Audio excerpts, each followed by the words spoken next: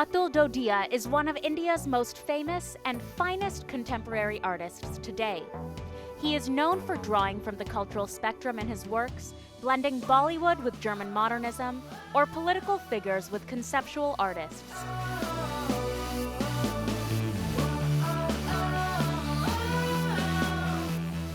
Over the course of his 35-year art career, he has shown his works in France, Spain, the United States, Japan, Germany, and of course, all over India. I met Dodiya at his latest show at Vadhera Art Gallery in New Delhi. Hi, and thanks for watching Mojarto Conversations. I'm Anu Subramanian. Today we're here at Vadhera Art Gallery in New Delhi, and I'm sitting here with Atul Dodiya, an artist from Bombay who has a new show on display here at the gallery. Atul, it's so great to have you here with us today. Wonderful, thank you so much. So tell me a little bit about this show. Well, the show is called Girlfriends, French, German, Italian, Egyptian, Shantiniketan and Ghatkopar. Ghatkopar is the suburb where I live in Bombay. All the works are based on quite well-known works by the various masters from European art. Piero della Francesca was an early Renaissance painter who did a great cycle of frescoes in Arezzo. And so the female figures are from his, that particular fresco series. I have works on paper, which is about figures from drawings from great German master Albert Dürer. And then there are Fayum portraits, which are Egyptian. They were the first original portraits, done 2000 years back. And so the figures are, my faces are based on those particular portraits. And then upstairs we have a French and Shantiniketan as well. I was quite excited when I thought that if these are my girlfriends, done by great masters whom I have been admiring. So that's how it started. So when I was walking around this exhibition, one of the things I thought of was that John Berger quote that men look at women and women look at men looking at women. What do you think is the gaze or the perspective in these works? I call the show Girlfriends, but there is a certain detachment, because I am looking at it as a work of art. The female figures based as a great work of art, based on or based as a established work of art, So I feel that there is no sensual approach, One could have it, if you see Sousa paintings of a female figure, then there is a kind of almost like an attack kind of a thing, the way he would paint it. And but here there is some sort of distance, and it's more about creating abstraction rather than going very close and creating a kind of intimate dialogue. Particularly an artist that again try to reinterpret these things, then there are various issues comes up, that first of all that you are attempting something already is known as a masterpiece. So should one do that, or you are going to do a big mess and make fool of yourself, while touching Dürer and Piero della Francesca. So these are the challenges, which are there. But then my approach is more like a student.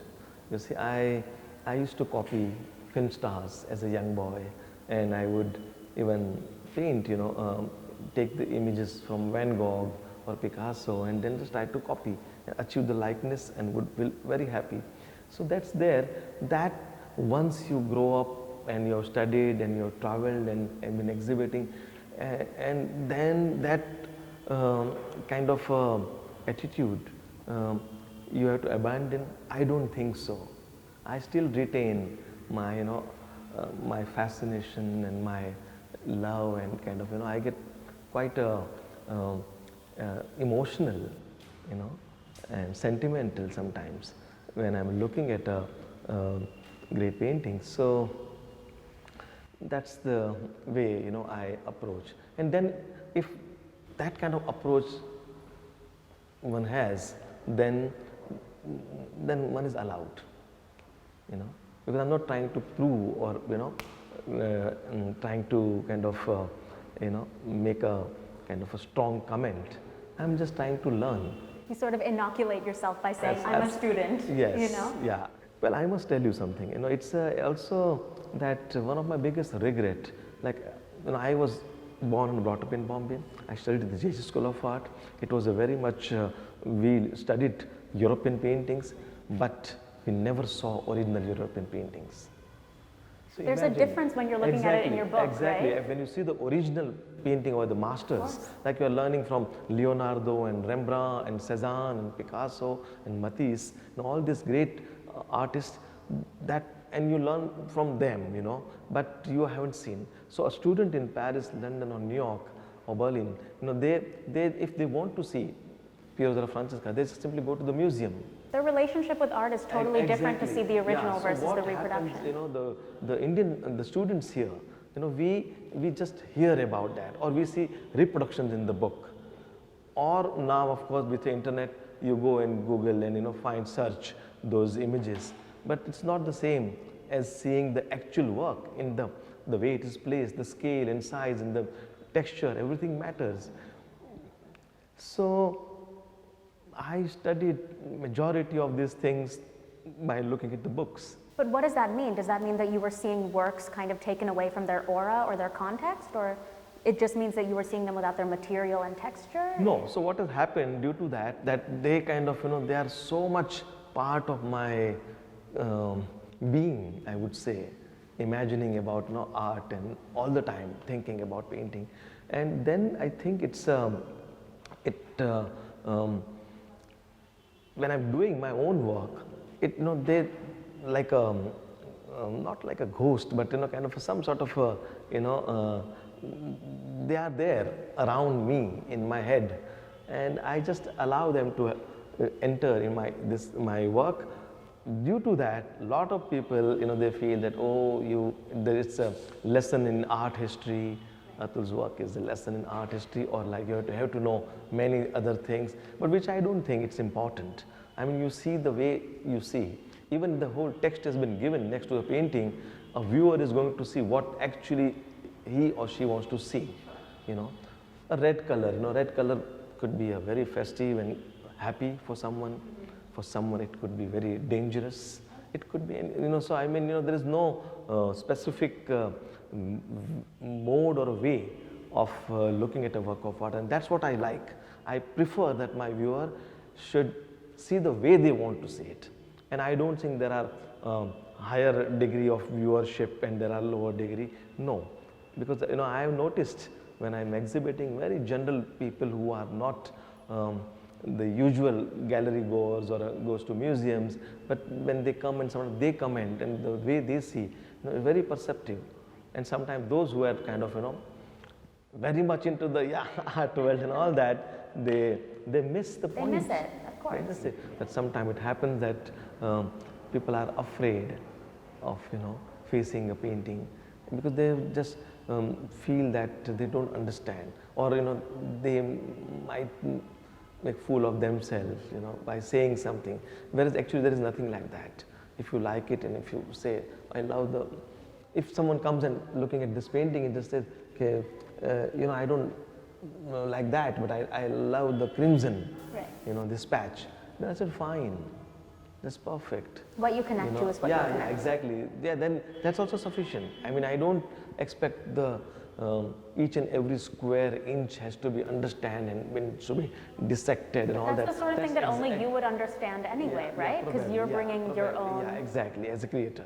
I think that your work is very engaging that way. You do keep a lot of iconography that people can relate to or understand. Yeah. And maybe that might be the starting point for them to ask themselves, why are there molecules on this painting? What is that material? Oh, it's a fresco. What is a fresco? That sort of opens up room for thought and question. Yeah. So how do you think your work has evolved over the years when you're saying that you used to do landscapes of cities and now this is more abstract? Well, it's evolved. It's difficult for me to say, but I think I do take quite dramatic shifts, from show to show, in terms of medium, in terms of subject matter. I get very tired very quickly with, if I keep on repeating. But after saying this, I feel, whatever I'm saying is right? I don't know. It's just a kind of sheer urge of, discovering things. But that's your, obviously, interest and because passion. as we know that Picasso said, the well-known state quotations, he said that I do not seek, I find. So that discovering thing, that element of surprise gives a different kind of a joy. That's very important, and that joy is very, very crucial to an artist.